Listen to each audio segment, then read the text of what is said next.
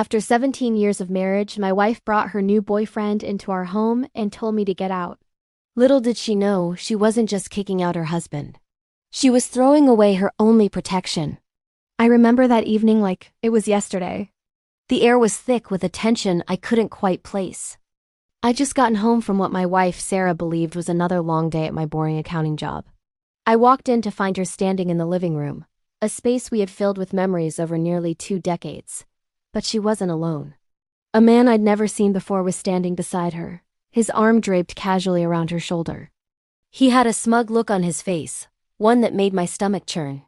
"Mark," she said, her voice cold and devoid of the warmth I once knew. "This is David. We need to talk." I looked from her to David, then back to her. The pieces started to click into place, each one a small, sharp pain in my chest. 17 years. A home we built together. A life I thought was ours. All of it seemed to be evaporating right before my eyes. "What's going on, Sarah?"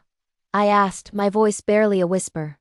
"It's over, Mark," she stated, as if she were talking about the weather. "I'm with David now.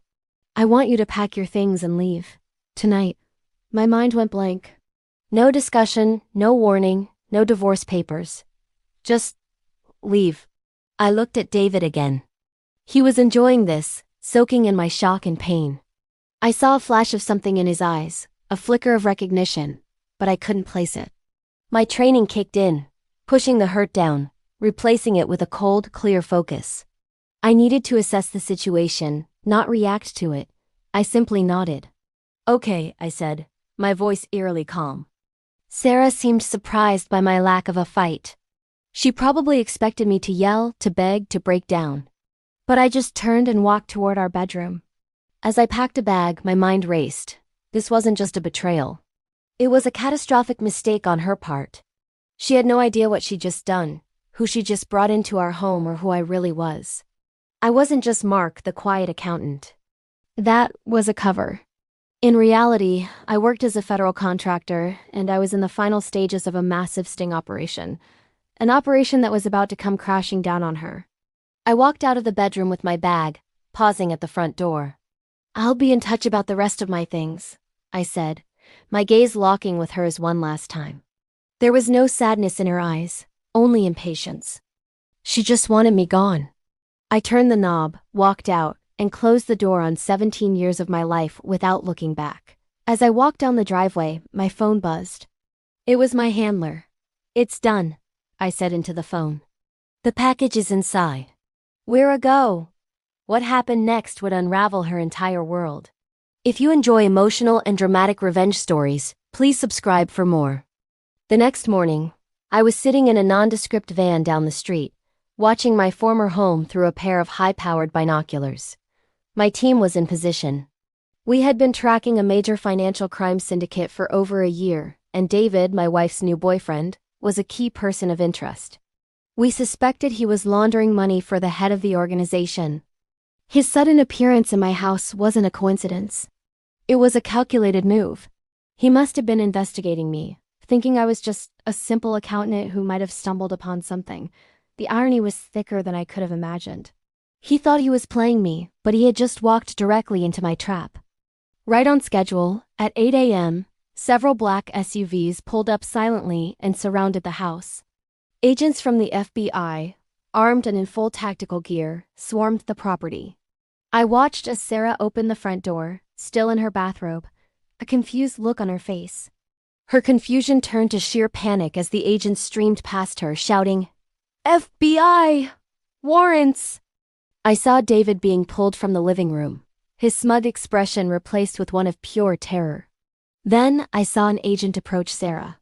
He showed her his badge and began asking questions. I couldn't hear their words, but I could see the color drain from her face. Her hands started to shake.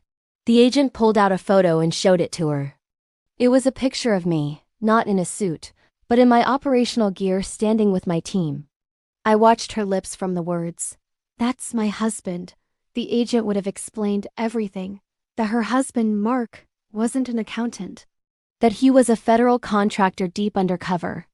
That her new boyfriend, David, was a high-level operative in a criminal organization. And that by bringing him into our home, a secure location central to the investigation, she had committed a federal offense by interfering with a major sting operation. She hadn't just ended a marriage. She had potentially made herself an accessory to a crime. Her world was collapsing in real time. The house she thought was hers was about to be seized as part of the investigation. The man she thought was her ticket to a new, exciting life was being led away in handcuffs. And the husband she had just discarded like yesterday's trash? He was the one orchestrating the entire thing from a van down the street. She thought she had all the power when she told me to leave. She thought she was getting rid of a boring, weak man. But in that moment, as she stood on her lawn watching her life crumble, she finally understood. She didn't kick out a nobody. She kicked out the one person who could have protected her from the storm she had invited into her own home. My revenge wasn't loud or angry. It was silent, swift, and absolute. She had made her choice, and now she would have to live with the consequences. My mission was a success, but the cost was a life I once cherished.